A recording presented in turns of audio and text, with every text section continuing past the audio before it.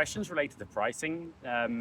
Now, the bikes aren't particularly expensive, which is one of the huge benefits of getting bikes made in China these days.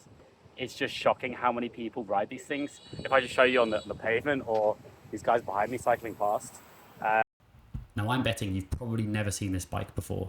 This is the Niu F400t, an electric motorcycle manufactured in China, but never made available to any markets outside of Asia.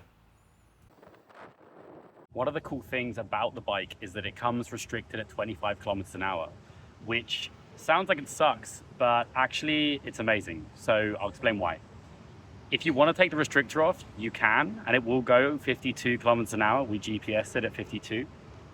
But if you want to ride this around a European capital, most of Europe now allow electric motorcycles, even if they're not pedal assisted, to be ridden without a license, without a helmet. So you can straight away take this on the road, and if it's restricted at 25, you can just do your thing. If you're in the UK, the bike has to be pedal assisted, otherwise it's not allowed on the road. Now, what you can do with this bike, if you take the restrictor off, which is really easy, you have to hold the brake for a couple of times, press a button, which I can go into in detail if any of you guys are interested in.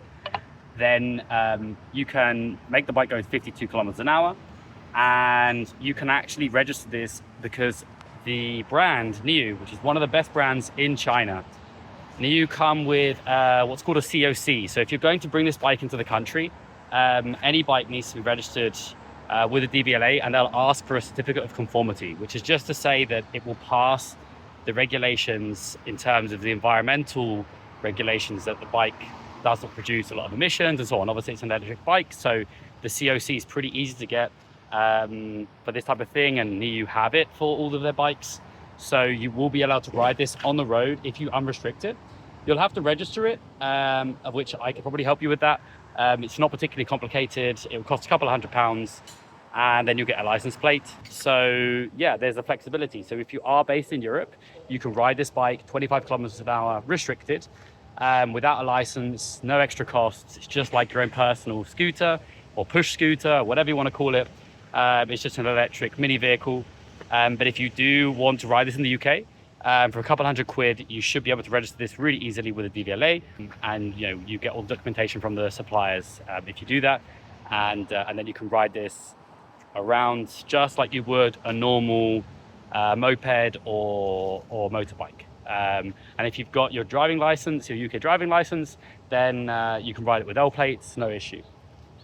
In terms of cool features, it comes with a key card, so you don't need to carry around a set of keys with you. You just hold the key card here, and then the bike will turn on. Now, when I bought the bike from the distributor, the shop, because I know them pretty well, they managed to fit a stand for me. The stand cost about 20 quid, and it automatically leaves the bike in park. Now, if I take the stand off, it will automatically go into drive mode, so it means you can drive off.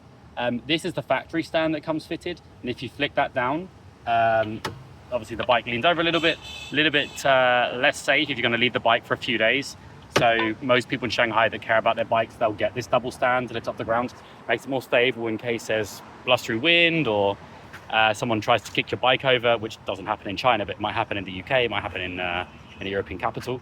And then, in terms of paintwork and so on, this comes in matte, the white. You can get it in black. You can also get it in like a gray. I think white looks the best, as do most people in Shanghai. The benefit as well with the white, it comes in matte white, which means if you want to paint it, it's really easy to paint. One of my friends here works in a car design role in a Shanghai car manufacturer. He assured me that it's really cheap to customize your bike in terms of paintwork. The shape and the way I've designed it, the way I've modified the bike, is to make it look as attractive as possible. I think it looks pretty cool.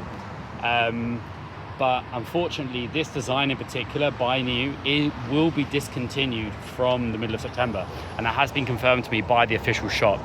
I made some pretty good friends in the last couple of months here with both exporters and with the distributors of this particular bike. They themselves are stocking up on them personally.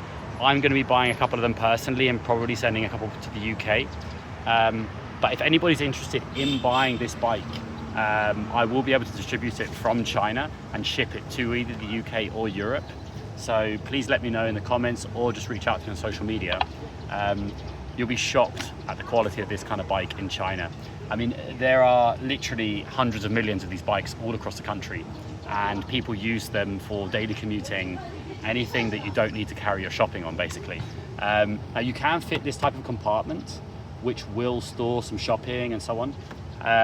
There's also a way of, like, you've got a small storage underneath the seat here, but that's where the battery's stored.